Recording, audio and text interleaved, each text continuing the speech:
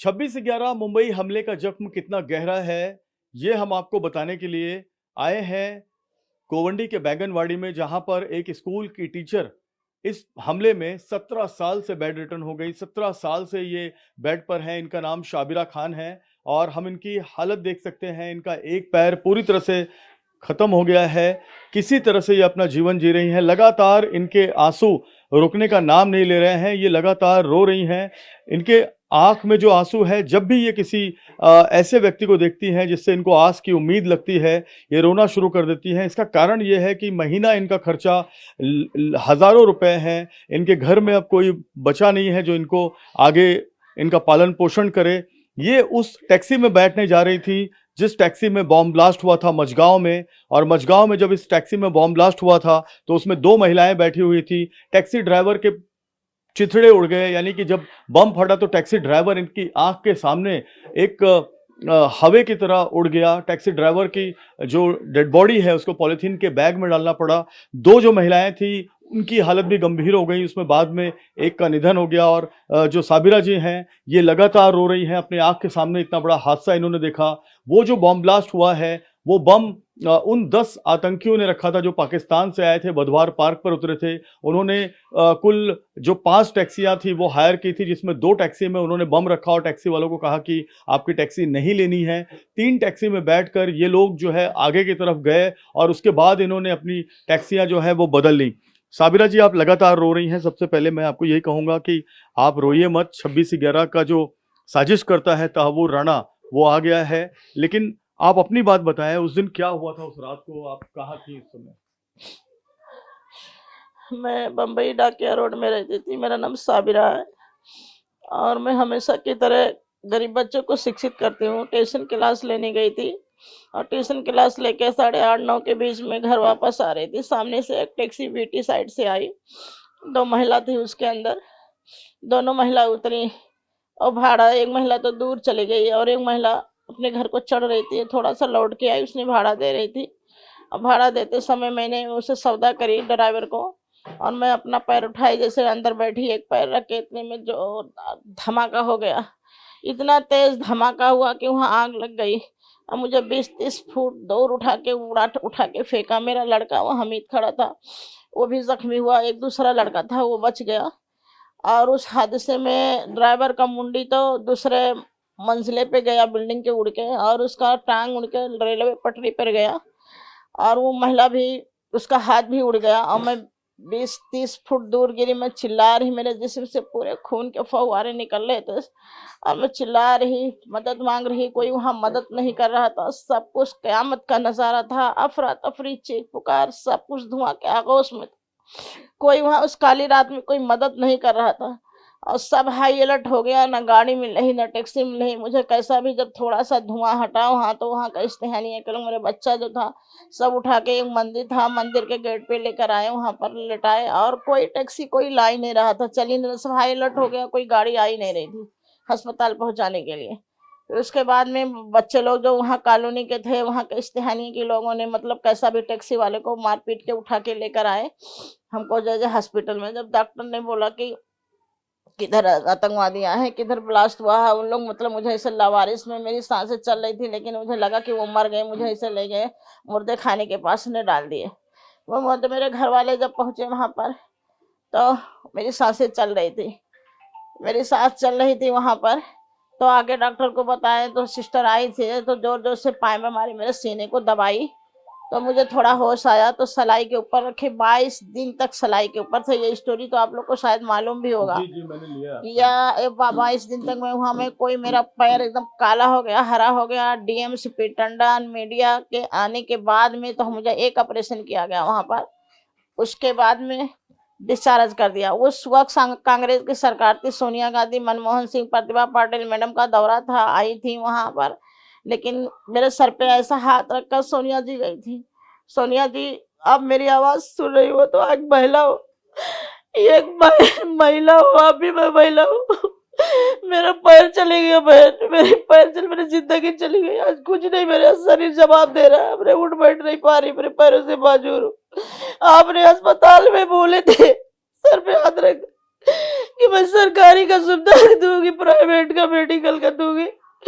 बच्चे का मुआवजे कंपनसेशन तक नहीं मिला आज तक। आपने ऐलान किए थे, लेकिन ये मेरे लिए सब झूठा साबित हुआ। मेरे बच्चे को कुछ भी नहीं मिला, मुझे नहीं कुछ मिला। मैंने 15 लाख अपना घर से देवर बेच करके मैंने इलाज कराई, मंत्रालय में मैंने बिल दी। आज तक मेरा बिल का पैसा नहीं दिया। मैंने दर्जनों हजारों लेटर मैंने इधर लिखी मंत्रालय में, देवेंद्र फडणवीस जी को, अशोक चौहान जी को, पर सबको, प्राइम मिनिस्टर मोदी जी को, सभी को 5-5 सरकारें ये चली गई, मुझे आज तक न्याय नहीं मिला। मेरा 15 लाख रुपया, मेरा 11 ऑपरेशन हो गया। मैं आज हंडी के आज माजूर हूँ। मुझे कोई नहीं मदद कर रहा है, कोई सरकार नहीं मदद कर रही, किसके पास जाऊँ? आपका कितना खर्चा है महीने का साबिरा जी? मेरा दवा देख लीजिए आप लोग, मेरा 20,000 रुपया खाली दवा का चलता है। 1,20,000 का डॉक्टर ने इंजेक्शन लिखा, जो मैं नहीं ले पा रही हूँ। कुछ दिन ली, कुछ दिन डॉक्टर से जाके बोली तो मुझे एक नहीं, पैसे ही नहीं है, तो मैं कहाँ से इंजेक्शन लूँ रोज का? कमर का, ये कमर का बालाजी हॉस्पिटल में डॉक्टर ने मेरा कमर का स्पाइन का ऑपरेशन अभी किया, 1 साल हुआ। उसके बाद में गलत कर दिया डॉक्टर ने, अभी फिर से बोलता दोबारा करेंगे। ऐसा माल रख दिया, सीमेंट भर के छोड़ दिए, और वो सीमेंट वहाँ नस दबी हुई है, इतना पेन होता है, मैं उठ नहीं पाती, बैठ नहीं पाती। एक बंदा मेरा बच्चा वो बैसाखी से उठा के बाथरूम ले जाता। आप ये बताएं, 17 साल से आपकी ऐसी ही हालत है? ऐसी हालत है 17 साल से? 17-18 साल से ऐसी हालत। आप चली फिरी नहीं? नहीं, कहीं दवा खाने का नहीं जाती हूँ, बस दवा खाने बस। आप ये बताएं कि आपको सरकार से, केंद्र सरकार से या राज्य सरकार से कोई तो मुआवजा मिला होगा? 50,000 मिला था। मेरे लड़के को तो 1 रुपया भी नहीं मिला। 50,000 क्या है, मेरा 15 लाख रुपया खर्च हुआ। मेरा 10 बीघा खेत गांव का बिक गया। मेरे ससुर का था, मेरा नहीं था। मेरे ससुर का बेच के मैंने इलाज कराई। मेरा जेवर दागीना, मैं बिल्डिंग में रहती थी, आज बिल्डिंग से झोपड़े में चली है। मेरा खुद का घर भी नहीं है। आप मुझे बताएं कि आपको महाराष्ट्र सरकार ने उस समय कुछ मदद की होगी, या फिर केंद्र सरकार ने 50,000 के केंद्र सरकार का भी मदद आपको मिला होगा? प्रतिभा पाटिल मैडम जी आई थी अस्पताल में, तो 50,000 का चेक दे रही थी। जब भी मैंने चेक उनका लौटा दी थी, प्रतिभा पाटिल मैडम जी का, कि 50,000 में मेरा पैर लौटा दीजिए, 50,000 रख लीजिए।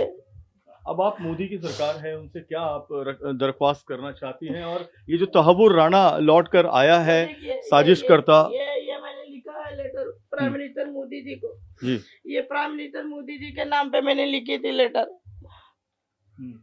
ये देखिए, देवेंद्र फडणवीस जी के नाम पे लिखी हूँ मैं।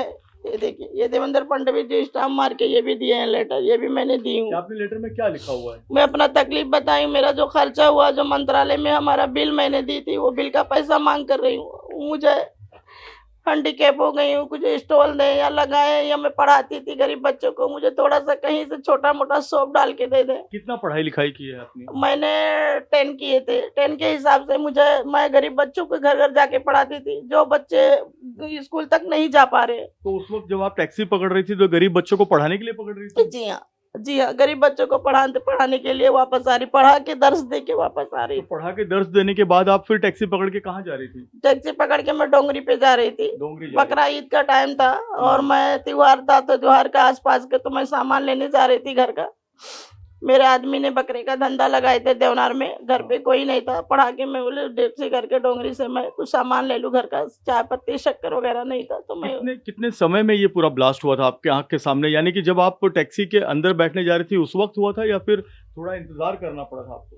जी नहीं, मैं आ रही थी, पैदल ही आ रही थी टैक्सी, वो उसी मोहल्ले में पढ़ा के आ रही। मैं 3-4 जगह पढ़ाती थी, घर घर जाके पढ़ाती थी गरीब बच्चों को, जो पढ़ नहीं पा रहे, स्कूल नहीं जा रहे, उनके पास फीस नहीं हो पा रही थी, उन लोगों की मैं सेवा कर रही थी।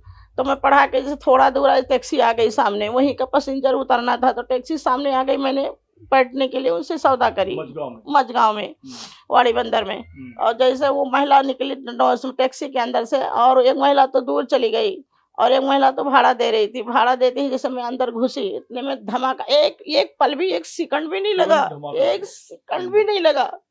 मुझे ऐसा लगा, जो मैं कुरान हदीस में पढ़ती हूँ कि क़यामत एक दिन आएगा, अफरा तफरी होगा, नंगे मादर जात होगी, कोई किसी को नजर नहीं आएगा। वही नजारा, वही सेम नजारा मेरे आगे। मुझे ऐसा लगा क़यामत आ गया। ऐसा सब में से धुआं, वो आग लग गई, आग के शोले में से। एक बात मैं और मैं इस पे कहना चाहूंगी कि जो मैं पढ़ती हूँ अपने किताब में, जी, जी, जी, कुरान शरीफ में पढ़ती हूँ कि जहाँ तक वजू का मैं नमाज पढ़ती 5 वक्त, और जहां तक वजू का पानी जाएगा जहन्नम की आग नहीं पकड़ेगी, और जहन आग लगे, आग के शोले में से मुझे उठा के फेंका, लेकिन मेरा चेहरे पे जहां तक मैं वजू करती हूँ वहां तक मेरा हाथ पाँव नहीं जला, पर यहाँ से लेके पूरी बॉडी हुआ। अब इसमें एक ऐसी बात है कि शाबिरा जी, कसाब को तो फांसी हो गई है, अब तहव्वुर राणा यहाँ भारत लाया गया है जो इस पूरे साजिश का 26/11 धमाके का साजिश करता बताया गया है। क्या कहना चाहेंगी इस पर आप, इनको पनिशमेंट के बारे में? तहव्वुर राणा हो चाहे कोई मजमल कसाब हो, 10 आतंकवादी थे।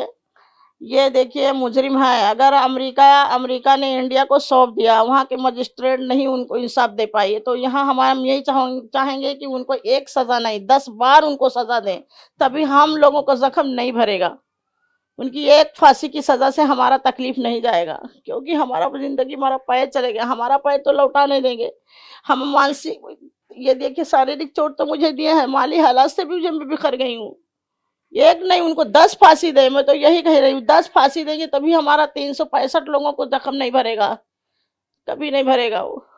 बिल्कुल, आप देख सकते हैं कितना दुख है। 17 साल बीत चुके हैं। 17 साल एक बड़ा अरसा होता है। एक बच्चा जब पैदा होता है और 17 साल के बाद वो इतना जवान हो जाता है, इतना यौवन में चले जाता है कि वो अपने घर के लिए कमा सकता है। और इस 17 साल में साबिरा जी ने अपना सब कुछ खोया है। अपने गांव की 10 बीघा जमीन खोई है, शहर का एक फ्लैट खोया है अपने इलाज में। न सरकार इनकी तरफ देख रही है, न संगठन इनकी तरफ देख रहे हैं, न ऐसे लोग देख रहे हैं जो चैरिटी करते हैं। ये अपने घर में पड़ी हैं, इनका एक पैर नहीं है, दूसरा पैर भी नासाज है, ये उठ नहीं पाती, बैठ नहीं पाती। ये बैसाखी यहाँ पर रखी हुई है और ऐसी बैसाखी के सहारे ही ये अपने रोजमर्रा के काम करती हैं। इनको एक अटेंडेंट की जरूरत है और इनकी तरफ देखने वाला कोई नहीं है। इतनी दुख, इतनी सदमे में ये है कि ये चाहती हैं कि तहव्वुर राणा जो डिपोर्ट करके अमेरिका से लाया गया है उसको 10 बार फांसी की सजा दी जाए। एक बार उसको फांसी पे लटकाया जाए, छोड़ दिया जाए, फिर दूसरी बार फांसी पे लटकाया जाए, ऐसे 10 बार उसको फांसी दी जाए, तब भी इन जो पीड़ित है, इनका दुख, इनका दर्द शांत नहीं होगा। इतना बड़ा ये मुंबई हमला था और उस हमले में 17 साल बाद भी आप देख सकते हैं कि साबिरा जी की आंख से आंसू रुकने का नाम नहीं ले रहे हैं। आप समझ सकते हैं बाकी पीड़ितों पर क्या बीत रही होगी। कैमरामैन साईं दत्त के साथ जयप्रकाश सिंह, TV9 भारतवर्ष, मुंबई।